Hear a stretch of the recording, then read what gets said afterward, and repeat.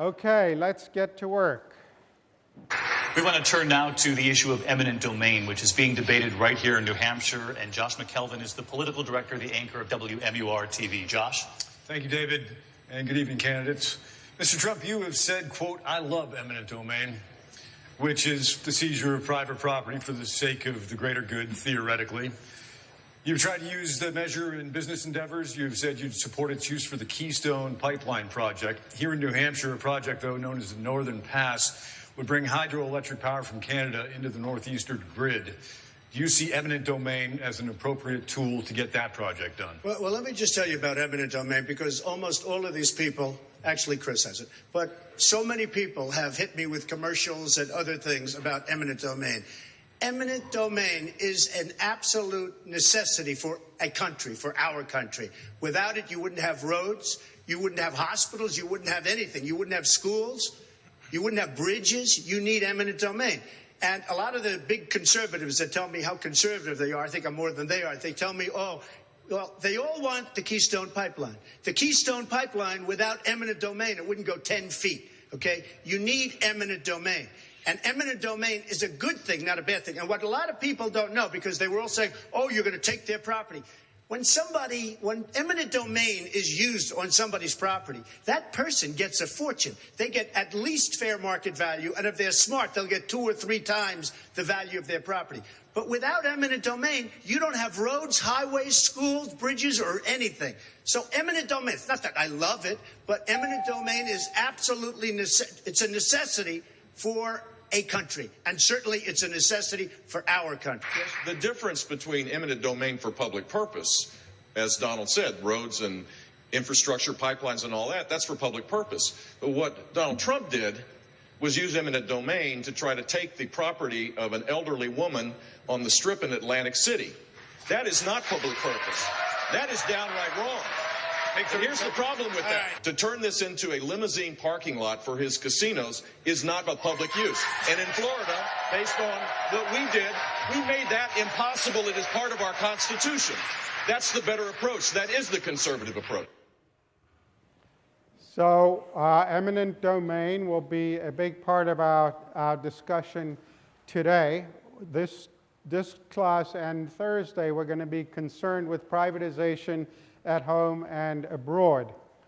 Today we're going to focus on what is privatization, first of all. Then we're going to revisit neoliberalism and the Washington Consensus, both of which feature privatization centrally in their recommendations. And that'll be some conceptual table setting for what's coming later. Then we will talk in some detail about the politics, law, and economics of eminent domain, followed by privatization in the realm of utilities and local government, with some links that might not be immediately apparent to you yet to last Thursday's lecture on Proposition 13 and the anti-tax movement. And then on Thursday, we will deal with the trend towards private sector prisons and privatization of the military, both of which have been have been led by the U.S., but they're going on in many other parts of the world. So that's our agenda for the next couple of sessions. Privatization means a lot of different things, and I want to just start out by distinguishing some of them with a kind of conceptual map of privatization.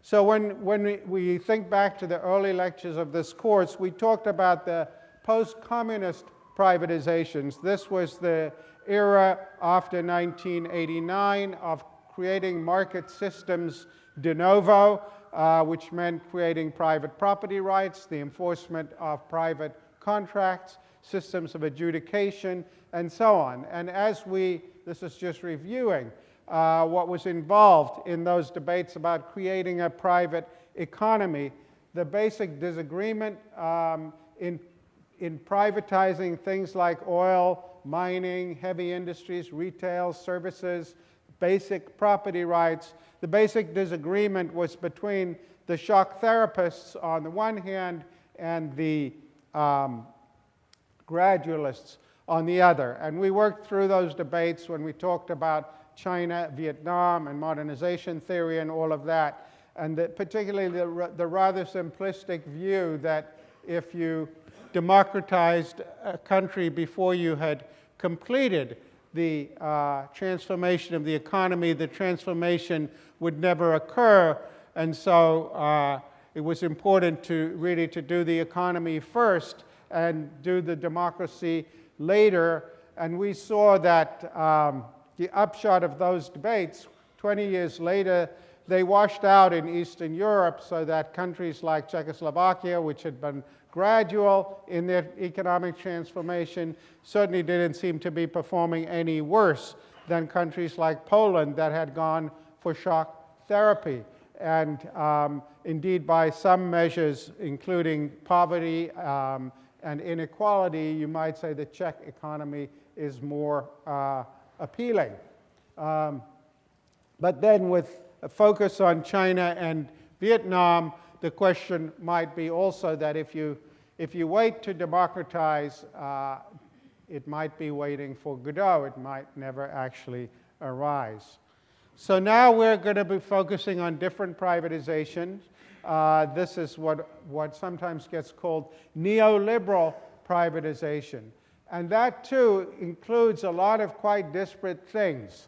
So one is privatization, as in the Thatcher and Reagan, and as we saw even in the Blair and Clinton eras, of previously public sector or nationalized industries. Things like transportation. British Rail, which was nationalized in 1948, was denationalized in 1984. It was reprivatized. Many countries have privatized their mail systems in whole or in part. And then what we're going to talk about today, privatization of utilities, privatization of many of the instrumentalities of local government. But there have been other kinds of privatizations, much more central to the traditional functions of government. So under the heading that I'm going to call privatization of public authority, we've had things like much more use of private arbitration in solving government disputes. We're going to talk about eminent domain, the use of eminent domain, as Donald Trump was being accused of in that video, to facilitate the private transactions of individuals or individual corporations. Another form that I'm not going to spend time on, but just want to put on the list there, is the increasing role of lobbyists in actually writing legislation. More and more legislation in Washington is not written by staffers, it's actually written by lobbyists. So the private sector is getting more centrally involved in the wielding of public authority through the legislature. And then we might say, even further into the traditional conception of government than that, the privatization of core state functions. And here we think of things like policing, prisons, and the military, and those are going to be our topic on Thursday. So, as I said, this is a word with many meanings, and that's fine. They bear a family resemblance to one another, but they are all different, and it's important to keep those differences distinct. So, let's revisit the larger political and ideological framework within which these debates have been going on. And I talked earlier about what I called neoliberalism at home and the Washington Consensus abroad. Pretty much the same basket of policies. But let me ask a question. When I say the word neoliberalism, how many people had never heard of it before you have entered this classroom? Okay, so most people have heard of it. Okay. Those who had heard it, how many think it's a pejorative term? Pejorative term? Not pejorative term? Not pejorative? Not sure? Okay, so the not sures have it. Okay, what about Washington Consensus? Pejorative term? Fewer think it's pejorative than the neoliberalism. Not pejorative? Not sure? Okay, so that's helpful. I think what we saw in the room is reflective of general opinion. I think that more people tend to think of neoliberalism as a pejorative term than the Washington Consensus as a pejorative term. Though it's interesting, and it might be a reflection of our own sort of navel-gazing myopia, that they're pretty much the same policies. It's just when you call it for the Washington Consensus, you're saying other people should abide by these policies. When you say neoliberalism, you're saying we should be abiding by these policies. And so they come with a certain amount of freight. They are descriptive, but they are normatively loaded. And the three components that I've mentioned several times to you, one is the idea of getting rid of regulations, cutting back on government regulation of the economy. The second is privatization that we're talking about today. And the third is free trade.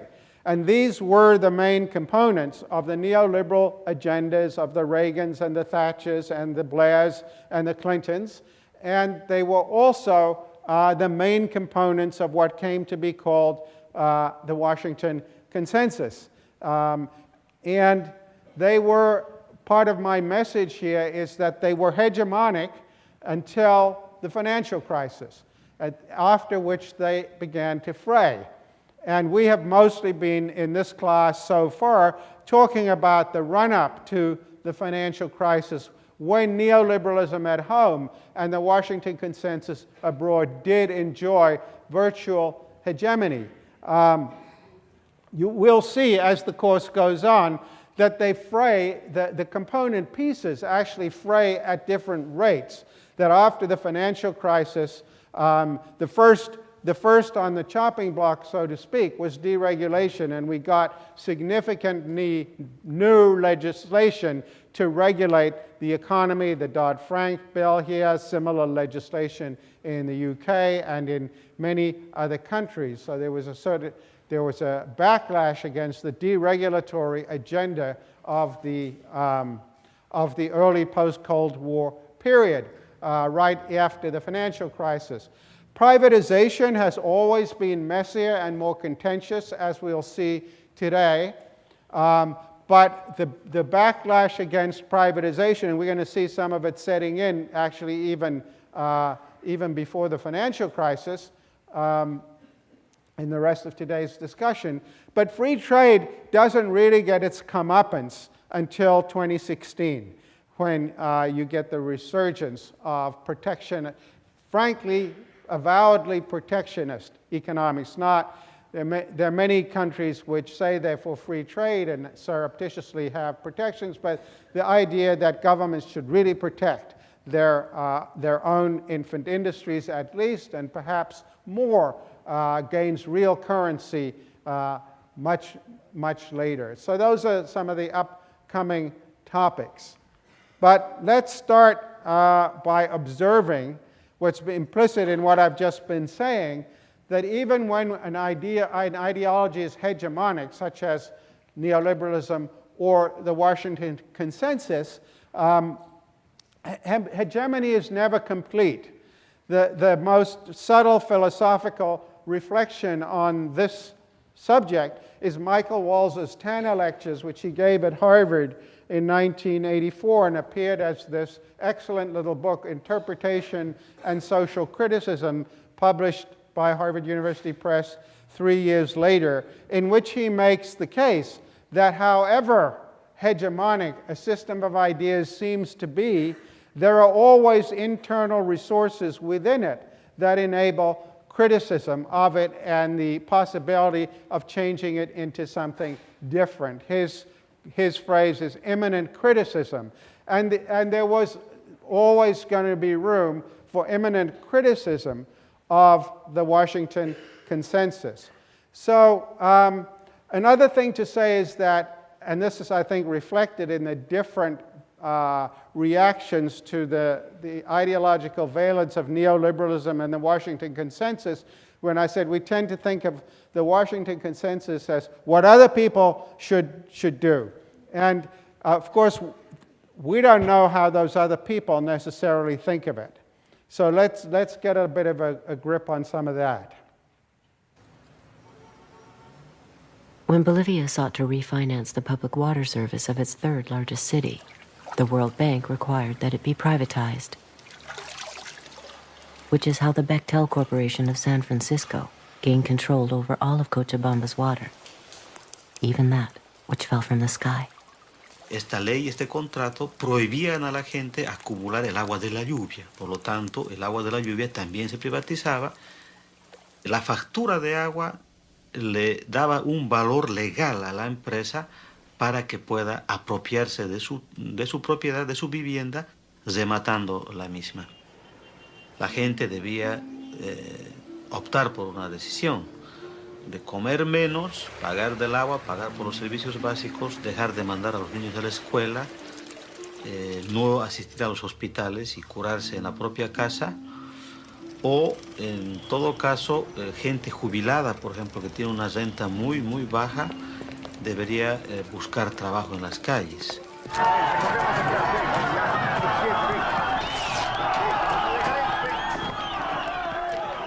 Con la consigna de el agua es nuestra, carajo, la gente sale a las calles, sale a los caminos y protesta, ¿no?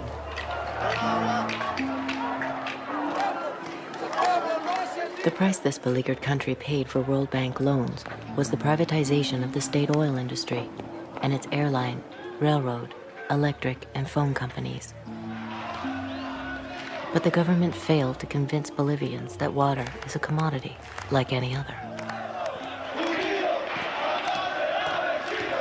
Entonces, ahí sí vimos que el gobierno defendía los intereses de la transnacional Bechtel, porque la gente quería agua, no gases. La gente quería justicia y no balas. Estas son las imágenes que reflejan definitivamente la situación que vivió Cochabamba durante la jornada de este viernes. Prácticamente estuvo sitiada. Policías del departamento... Bolivia was determined to defend the corporation's right to charge families living on $2 a day as much as 1/4 of their income for water.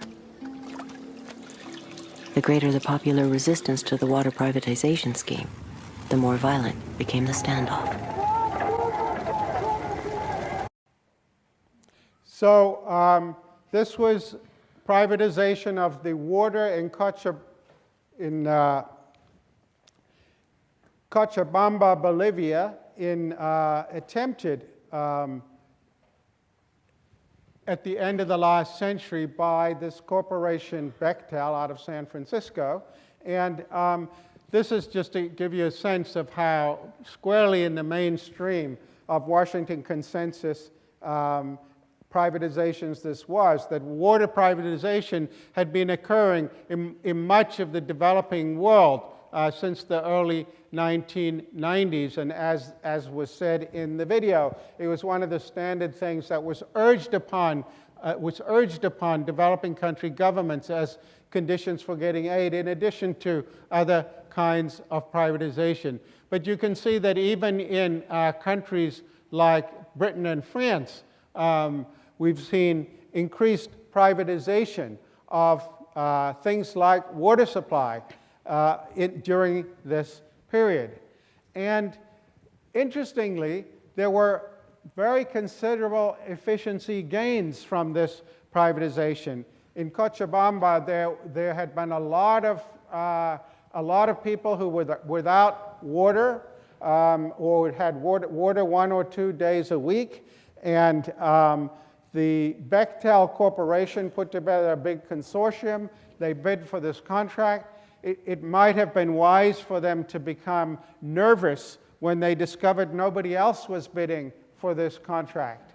But they didn't. They went ahead and did it. And as you saw, what basically happened was as the water came on stream, that produced more demand for the water, and the part of their deal with the Bolivian government was that they were going to earn back their revenue from selling the water.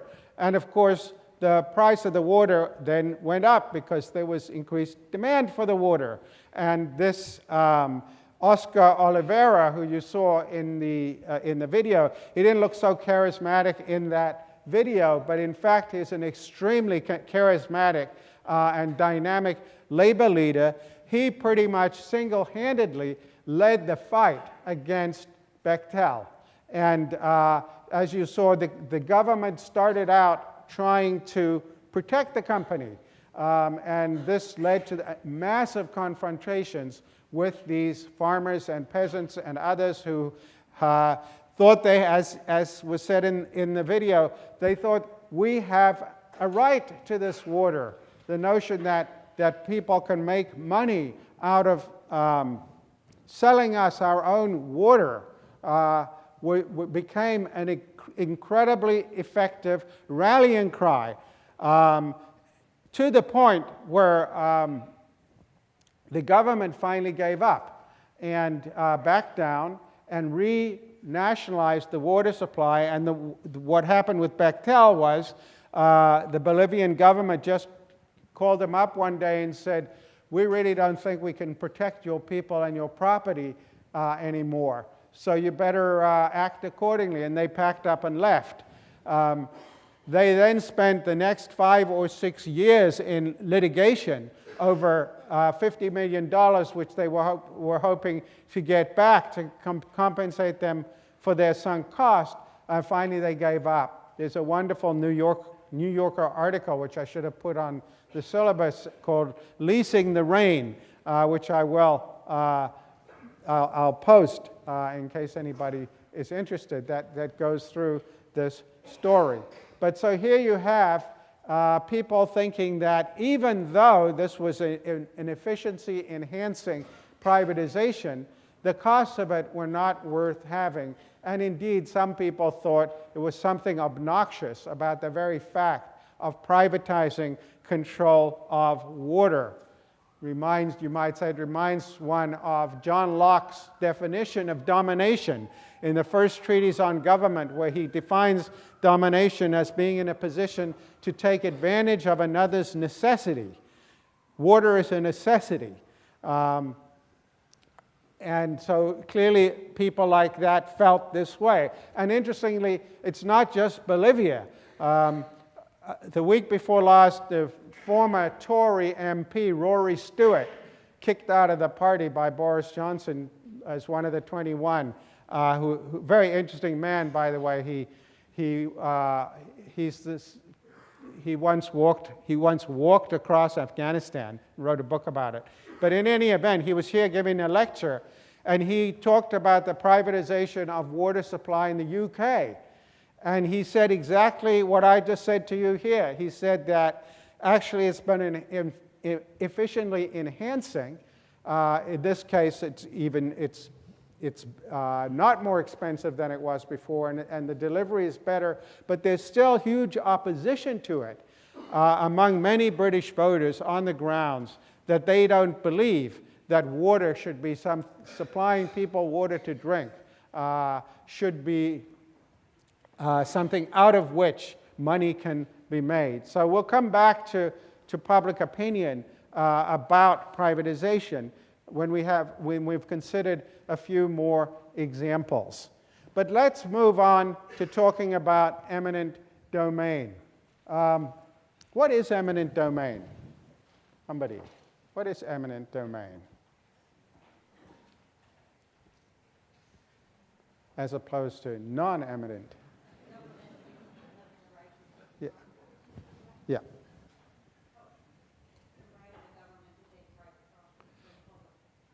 Exactly. So the right of the government to take private property for a public good. You said a public good. We're going to have to spend a little time digging into what counts as a public good. But in keeping with my idea to avoid theorizing before we've got some empirical things out on the table. Let's start in India now, and we will talk about privatizing eminent domain, this use of government power to actually do things that are a little more in the direction of what Donald Trump was being accused of by Jeb Bush in that opening debate. So in India, in 1984, they had something, they had a almost century-old Land Acquisition Act, which took this term public purpose and broadened it to include promoting exports, investments, and public infrastructure. So this starts to broaden the idea. And then in 2007, they widened it further by saying any purpose useful to the general public will be counted as allowing the use of eminent domain. And then they set up a rule that worked the following way, because the difficulty with India from the point of view of development is that there are millions of very tiny plots. Land ownership is highly divided up into very small pieces of ground. And obviously that means if you're going to use the power of eminent domain, you're going to have to deal with a lot of landowners, a lot of homeowners, millions maybe even for some of the more ambitious ones. And part of what was going on in the early post-Cold War period was that governments were trying to create special economic zones. And we're going to talk more about them in other parts of the world later in the course, including in Africa. But the idea of a special economic zone would be an area in which it was essentially to be a magnet for capital. So they would say, well, if you come and invest in our special economic zone, we'll give you regulatory breaks, we'll give you tax breaks, we will protect you from strikes by unions. They are often, therefore, criticized on the left. But just to give you a sense, since the late 80s, the special economic zones have just taken off worldwide as attempts to jumpstart economies by creating these if you like, islands that are supposed to magnetically attract capital. Very popular with governments. They're sometimes called development zones in the US. Very popular often with governments, not so much with economists. Most economists think that special economic zones don't really work for a variety of reasons that needn't concern us.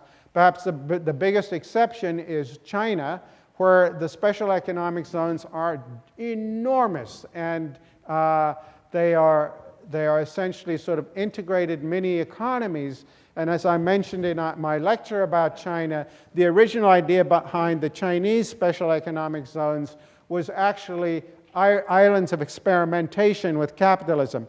They wanted to try out capitalist economies without transforming the whole Chinese economy. This was part of their experimentalism. And of course, in China, there was not much of a problem about moving people around if they were disinclined to move. But so if you look at the difference between, in the red box here on this slide, the Chinese and the Indian special economic zones, you can see that the Chinese ones were enormous, 300 square kilometers, whereas the typical Indian one was 1.4 square kilometers. So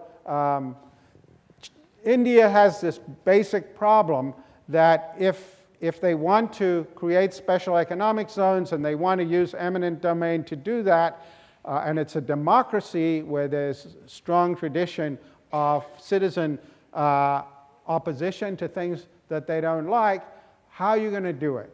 So they came up with this 70% rule. And the 70% rule basically said the following. It said, if a private developer can buy up 70% of the land for a prospective development, whether it's for a single company, plant, or for a special economic zone, then the local government will come in and compulsorily purchase the other 30% and then sell it, that 30%, that 30% would be sold to the company. And so you can see what the logic would be here, that in order to buy the first 70%, the company would have had to have done a lot of work on the ground with the local people and gotten enough very significant showing of support for what they were going to be doing. But then there's an obvious problem of holdouts that the more you become the veto player or the possible veto player on the decision of this project to move forward, the more you can ransom the whole project by demanding a very high price for a market transaction. And so the thought was, didn't seem crazy at the time, the thought was the 70% rule will do it. It sort of splits the difference. It forces the companies to do a lot of work with the citizenry, but it also solves the problem of holdouts. So this is what came to a head in the province of Singur in West Bengal early on in this century. And so the Tata Corporation wanted to build something called the Nano. Anyone know what the Tata Nano was? Yeah. The world's cheapest car. And this was their marketing ploy. They wanted to build the world's cheapest car. It was going to cost about $2,500, and they thought this would be, I guess it was sort of the VW Beetle for the 21st century. Though when we see what happened to the VW Beetle in the run-up to World War II, that might have been a cause for worry, at least, for Tata. But in any event, they decided they were going to build this world's cheapest car for the Indian mass market. And then the next question was where to build it. And so they decided they would build it in West Bengal. West Bengal was interesting for a number of reasons, and they'd had bids from other parts of the country as well. But the area of West Bengal in which they were planning to build it, very consistent with the themes of this course, was governed by a communist party that had got the zeal of a convert about capitalism. And so even though it was governed by a communist party, they wanted to get this plant. They wanted to get Tata to come and build this plant. And so they worked with the company, and the company began buying up land, and when they passed the 70% threshold, the Singur government of West Bengal compulsory purchased the rest, and the project began. So just to give you a sense of how it played out. In the countryside outside Calcutta, the electoral battle has turned decidedly nasty, highlighting some of the problems of India's industrial expansion. 5 years ago, the communist government of West Bengal moved thousands of farmers off their land to make way for a giant car factory owned by the Indian conglomerate Tata. Some of the farmers, like Mahadev Das, weren't even compensated. যারা একদিন রাস্তায় নেমেছিলেন, যারা একদিন meeting মিছিল করেছিলেন, তাদের মধ্যে আমার বাবা কাকারাও ছিল।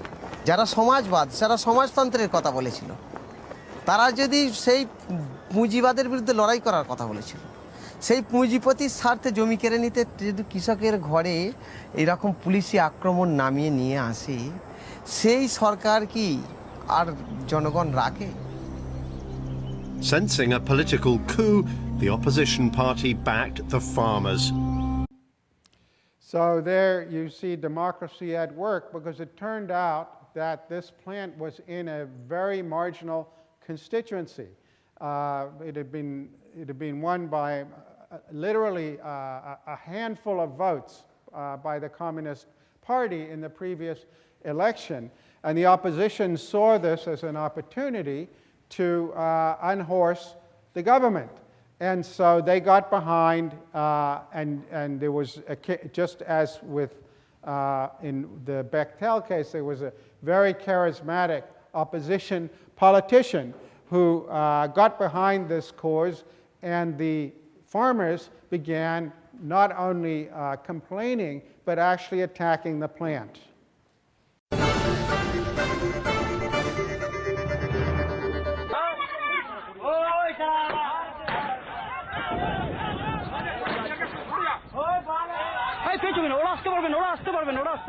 It's a visit from the MD of Tata Motors that caused this violence.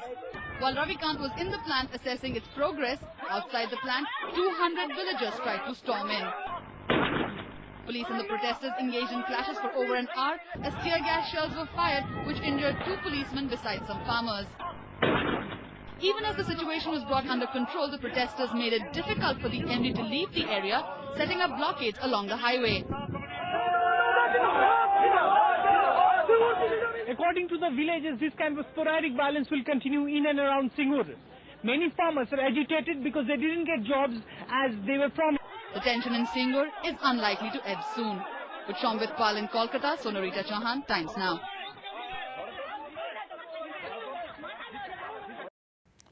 And so it played out very similarly to the efforts in Bolivia. It turned out that even though the government became more and more repressive, there came a point where the cost was too great, and there was something of a standoff.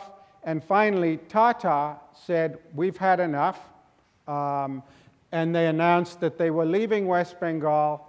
And as you can see, it's not one of the poorest parts of India, but they moved to right across the country to Gujarat, which is significantly more developed, and they built the Tata Nano there.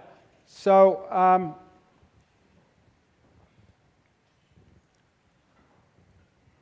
the whole issue that became the flashpoint was this idea of just compensation. And you might wonder about how it was conceived of and why it became such a flashpoint. Because if 70% of the farmers had actually already sold their property, and it was only the remaining 30 who were being forced to sell, you would think that the politics of this could have been managed. But here are some inconvenient facts that got in the way of this transaction being successful. And one is that India is a relatively weak state, and one of the ways in which it's weak is that people avoid taxes by, when they transfer land, they have an official price and an unofficial price. And the unofficial price is higher than the official price, because the official price is used to calculate taxes. But of course, when the government compensated people for the land they were taking, they would use the official price. And so people felt like they were not getting the value of their land. To make matters worse, once Tata announced the project, that the project was going forward, the price of land immediately started to skyrocket. And so the people who had sold their land earlier felt like they were now getting screwed, because they had sold it for a much lower price than was available on the open market once the project had been announced. And to exacerbate that problem, some people who figured out what was coming down became middlemen and ran around buying up lots of land so that they could bid up the price and sell it later. And so this really meant that the 70% rule created a kind of moral hazard, because it meant that people could hold out for a higher price even though it was intended to defeat the holdout problem. And then finally, and perhaps as you saw from the interview with that farmer, many of these farmers who were being thrown off the land were not going to get jobs working in the Tata plant. That was semi-skilled work. These were farmers. And so what were they actually going to do, even if they had been compensated for their land? So, Rajan Tata, that's him there, CEO of Tata, actually a very well-respected and well-liked company in India. So this was quite an unusual catastrophe for them. Even though he left $350 million on the table in West Bengal, he decided he cut his losses, and here you can see the plant opening in Gujarat. A footnote to this story is that, this is the first nano being produced in Gujarat, but it turned out that it was not a successful car, by the way. The reason being that people don't want to be driving the world's cheapest car. They think the world is a status economy as well as an economic economy, and so they've done many backflips to try and rescue the Nana, but it hasn't been an economic success. And unfortunately, though, this is what's left of the defunct plant in West Bengal. The land continued to belong to the Tata Corporation, and most of it has not gone back to farming. So here again you see a case where the losers from a privatization effort, using the concept of eminent domain as a vehicle for promoting economic development, backfires because the people who are going to be harmed by it, or who believe they're going to be harmed by it, get mobilized. And incidentally, the opposition party did knock off the communist government in the next election. So it worked to that extent. So these are some cases, the Bolivia and the Indian case, to remind us that when we talk about neoliberalism and the Washington Consensus, we should always remember that it's important to think about how these things look from other parts of the world, and not just as they are articulated by policy wonks in Washington or in the World Bank or among Western academics. So let's talk about the US, privatizing eminent domain in the US. Now we have something called the Takings Clause in the Fifth Amendment, and the Due Process Clause of the Fifth Amendment, for the lawyers here will know, the Due Process Clause of the 14th Amendment applies the Fifth Amendment to the states, and it says that people shall, the last clause of it, nor shall private property be taken for public use without just compensation. So we've seen that in India, they had this very capacious definition of public use to enable economic development in West Bengal that produced a certain amount of backlash. But how should we think about public use? What is a public use? Many people would say, well, Donald Trump's casinos aren't public use either. So what is a public use? How do we know a public use when we trip over it?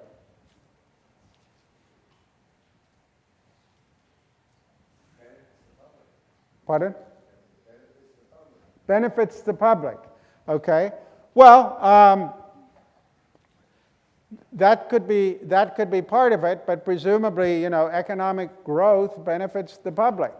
And this was the argument for what was being done in West Bengal. What more can we say about public? Public entity. Clearly a public entity. A public entity, like a school. Well, there are a lot of private schools, but yeah, okay. So one place one might start, we shouldn't always start with the economists, but the economists have a definition of a public good. Can anyone tell me what would an economist tell us is a public good? Yeah. Non-competitive, non-excludable. Okay, so you said non-excludable was your second criterion. What does that mean?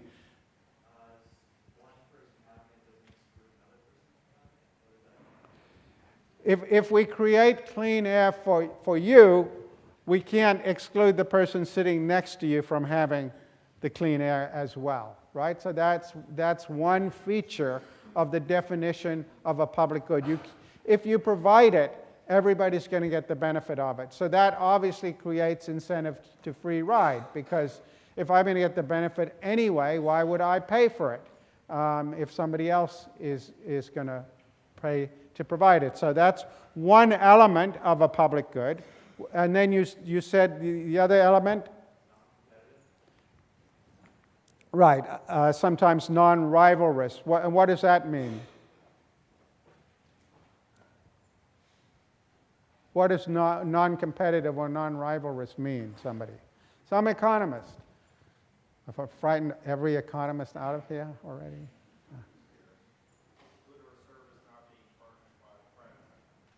Yeah, but it's basically the idea is that my having it doesn't stop you enjoying it. So sunshine, my consuming sunshine doesn't stop you consuming sunshine, right? So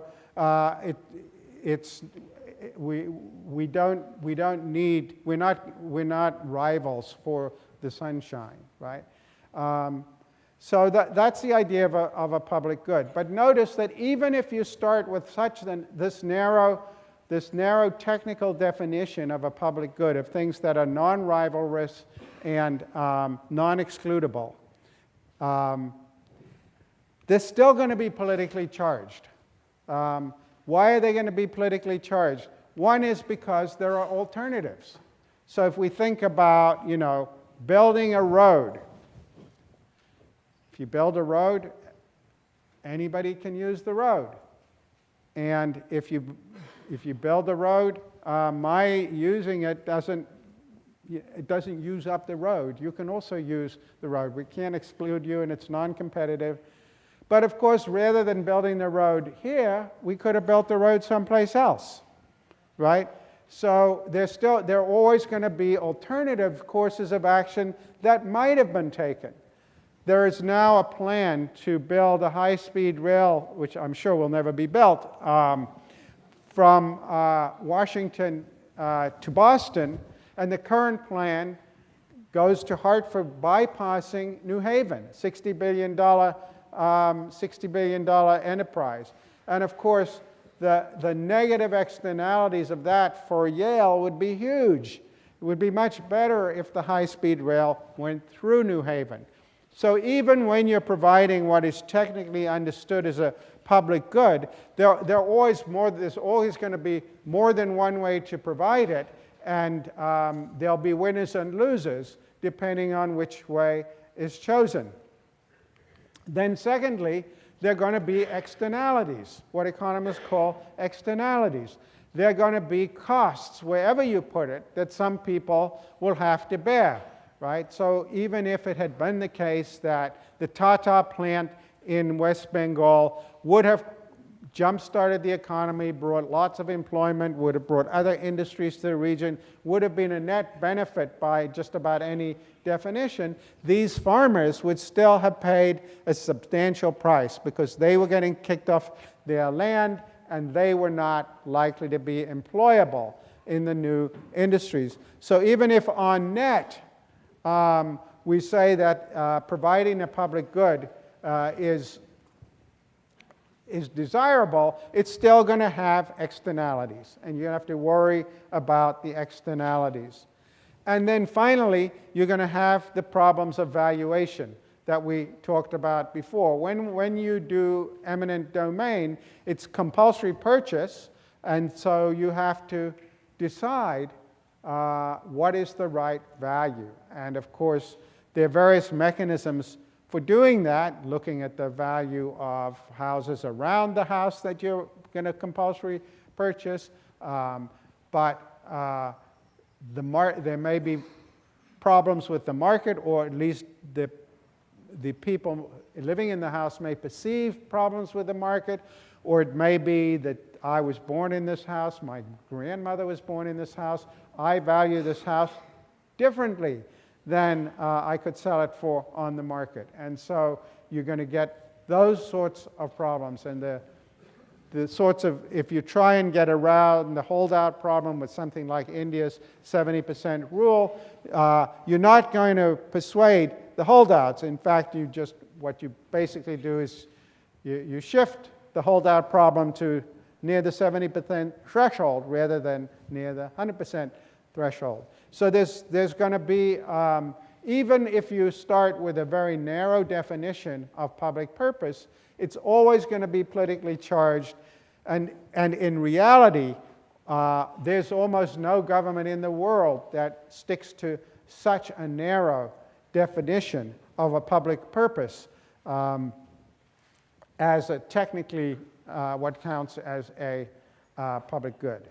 So this all came to a head in Connecticut, here in Connecticut, 14 years ago, in a case called Kello versus the City of New London.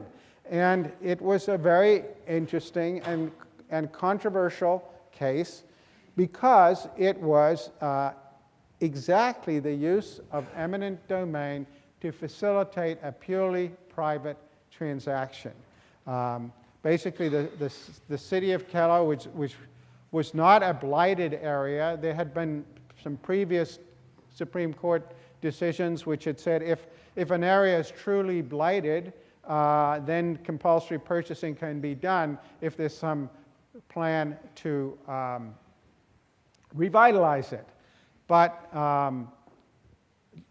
this was not an area of blight. And by the way, anyone who knows about the history of debates about urban renewal will know that even compulsory purchase of blighted areas, go take a look at the remains of the Oak Street Connector in downtown New Haven, or read Douglas Ray's brilliant book called City, Urbanism and Its End, if you want to know about urban blight as not being eradicated successfully through eminent domain purchases. In any event, this went way beyond blight, and the City of New London had an offer to build a shopping mall.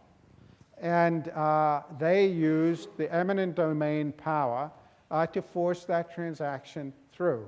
And they compulsory purchased some homes, forced people out of them, and compensated them, and justified. Of course, they were sued. It worked its way up through the courts in Connecticut. But the defense of it was that it would bring economic growth, employment, and higher tax revenues for the City of New London. And what was remarkable about this was it went all the way to the Supreme Court, and the City of New London won. They won in a 5-4 decision, and the decision, interestingly, was written by what we think of as the less conservative wing of the court in those days. So it was Justice Stevens with Kennedy, Souter, Ginsburg, and Breyer. They all said, well, if careful studies have been done and it's clearly going to bring economic growth and employment and higher tax revenues to the City of New London, it can go forward. And so it actually survived. And it was the conservatives, who we tend to think like capitalism, and like economic development, Sandra Day O'Connor, then Chief Justice Rehnquist, Scalia, and Thomas dissented with a strong defense of property rights. As O'Connor put it in her dissent, she said, "To reason as the court does that the incidental public benefits resulting from the subsequent ordinary use of private property render economic development takings for public use is to wash out any distinction between private and public use of property, and thereby effectively to delete the word for public use from the takings clause of the Fifth Amendment." She's basically saying, once you can do it for this, you can do it for anything. And so the takings clause really doesn't offer much in the way of real protection. So that was a pretty dramatic occurrence, right? It's more dramatic than the 70% rule in India.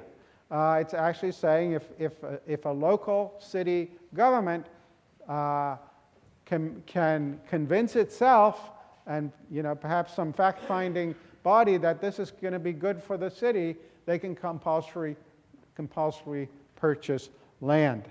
And though we didn't have riots, the way that we saw riots in Bolivia and we saw riots in West Bengal, there was huge backlash to this decision. And interestingly, it was a coalition of strange bedfellows that were opposed to this. It was groups like the AARP, the NAACP, the Libertarian Party, and conservative think tanks all came out against it. And President then George W. Bush announced an executive order that federal funds could not be used to facilitate private use of eminent domain in this way. And before the Kello decisions, only 8 states had limitations of this sort on the use of eminent domain power to facilitate private transactions. As of April of this year, 45 states had enacted curbs upon it. So, as you can see, the forward use of the eminent domain power actually triggered backlash. And as with the Tata nano plant in Singapore, West Bengal, it turns out the development never occurred. And there's now a movie about this whole episode, which you can watch. So the upshot of this discussion so far is that neither efficiency, as in the case of water privatizations, nor just compensation, even if it's effectuated in terms that an economist would approve of, might be sufficient to grease the wheels of privatization. In fact, you might run into problems. Loss aversion might be more important to people than just compensation.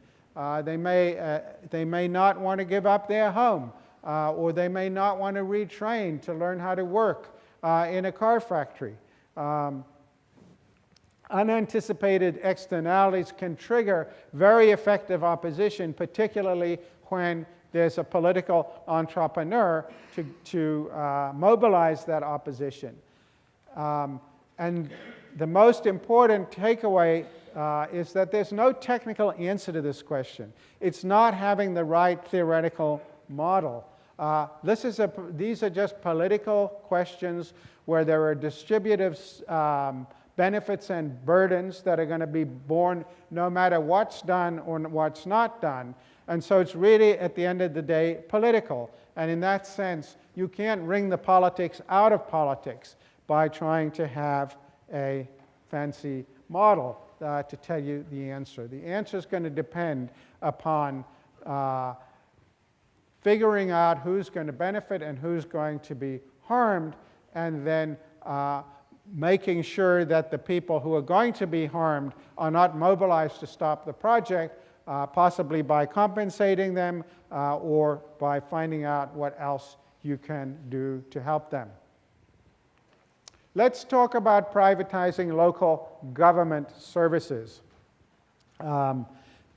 There's a link to the previous class in this that we talked about how the agenda of the anti-tax movement was to starve the beast, to reduce the amount of money available to government on the theory that governments either waste it or feather their own nests with it. And if you go back to, I started with Proposition 13 last time, you can see indeed after Proposition 13 was enacted, local government revenues in California just plummeted, and cities and counties where the same kinds of propositions have been adopted have found themselves increasingly starved for revenue. So you can see in the second slide, it's a right-hand slide there, that to the extent they can raise revenue, it is they've had to depend on things other than real estate taxes because of the bars on raising money in the ways that they traditionally had done. And if you look at California, the growth, this would make the Proposition 13 crowd happy.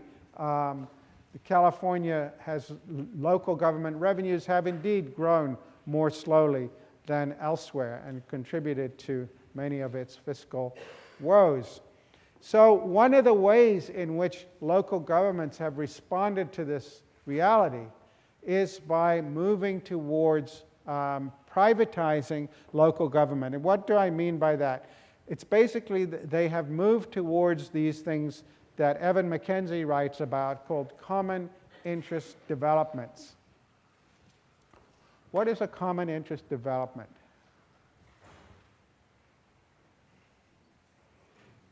Yeah. A development was usually related to housing, but not just specifically, where there's half private property, but also common property, which is shared by all the private owners. Right, they're sort of giant condo associations, right, where you own your unit and that you live in, but you pay a fee to the association. And the association then delivers a lot of services. They arrange for snow removal if it's in New England, not in California, most of California, certainly not Southern California, but they arrange for garbage pickup, sewage, some of them local policing. You can get your hot water through them. So you get a lot of services that would traditionally have been provided by local governments from the common interest development, right? And this is obviously attractive to cash-strapped local governments because they find the provision of services expensive. And now it's much harder, as we've seen, for them to raise revenue in the ways that they typically have done. And so in a lot of these kinds of states, you find cities that actually the only form of new housing building they permit is common interest developments. And so to give you some sense of the numbers here, they're really quite dramatic. Go back to 1964, there were fewer than 500 of them in the country. And you can see after the anti-tax movement gets going, they just start to skyrocket. And this is now 10 years ago. I couldn't find aggregate statistics for more recently than that. But by 2009, we had 24.5 million housing units, 60.1 million people, almost a fifth of the American population is now living in these common interest developments. And I'm sure that number is significantly higher today than it was a decade ago. That's more than the population of many, many countries. 60 million people are living in these developments. And as I said, a number of cities, particularly in California, in Arizona, in Florida, will not allow any other kinds of development.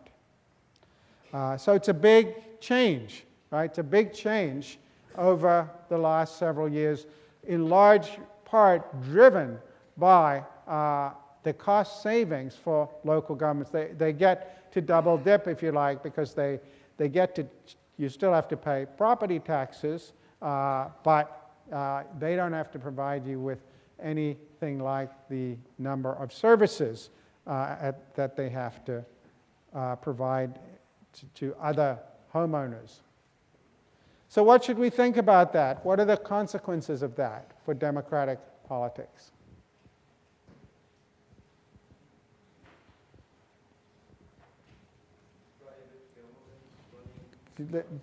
Take the microphone, yeah.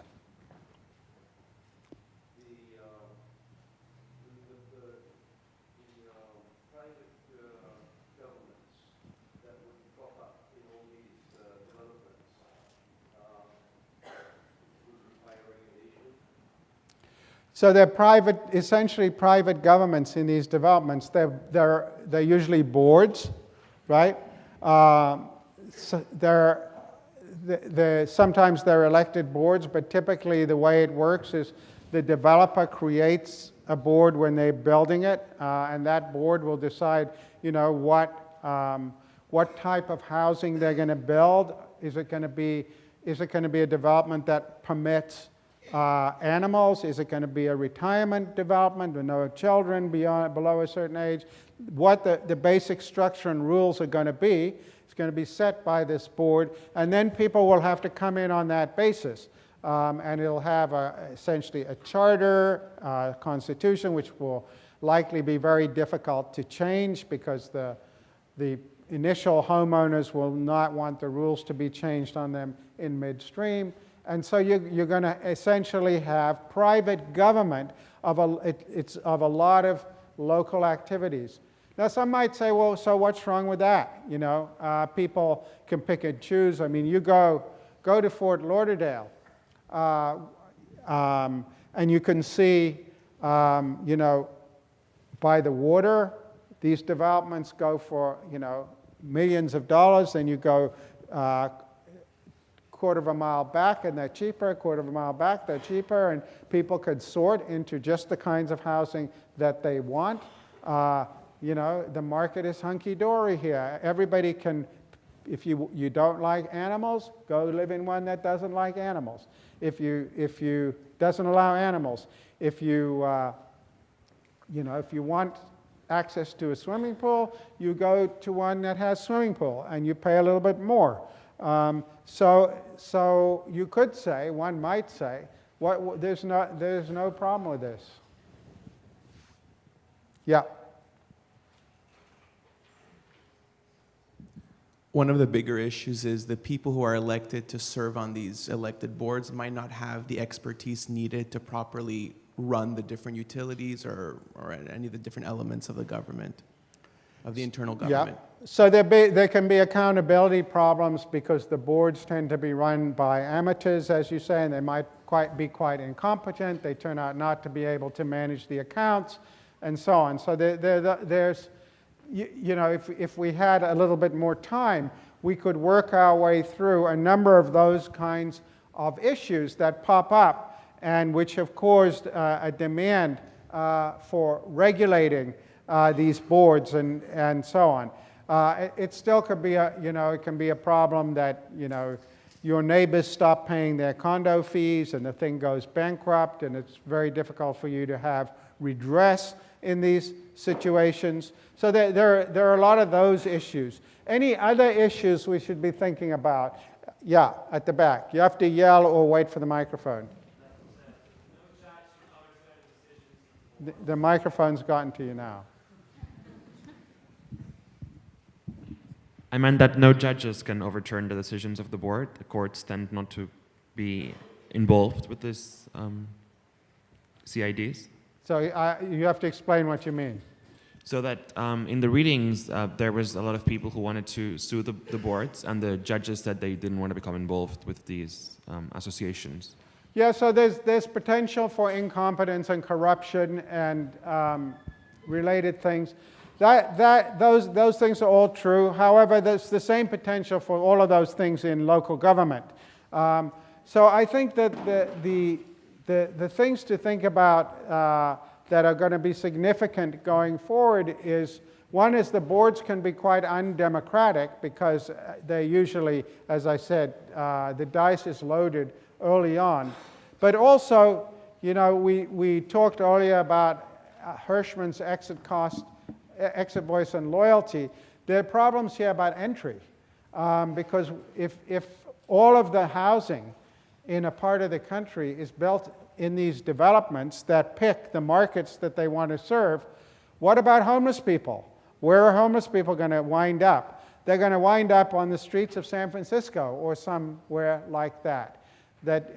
Because if you want to buy into one of these places, of course you've got to, they don't want you unless they're sure that you can pay, so you're going to go through financial screening, you're going to have to prove you can afford to live in the place. And people who can't are going to wind up not being served. There's going to be a big market. If you try and do housing through this kind of market, there's going to be a market failure that is going to be probably quite costly for governments to attend to.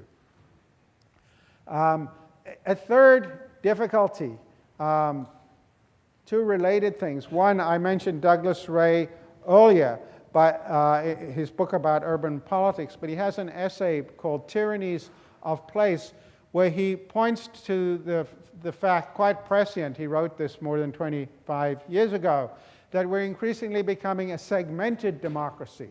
That is, people tend to spend time around people like themselves. And this, of course, greatly facilitates that because people will sort by income, if you go to, as the ones in Florida, often by ethnic groups, into these relatively homogeneous, certainly financially homogeneous groups. And we know from Kahneman, who I've mentioned to you before, and his research with Cass Sunstein, lately of the federal government and now in the Obama administration, now back at the Harvard Law School, but like-minded people, if they just talk to one another, tend to become more extreme. And so if we get an increasingly segmented democracy of people only hanging around people who look and talk like themselves, this will reinforce a lot of the divisions that are contributing to polarization of the electorate. And when we talk next week about the segmentation of media markets, we'll see that this reinforces that trend, that sort of out of sight, out of mind of people not like yourself. So a final point I would make is that these organizations are here to stay.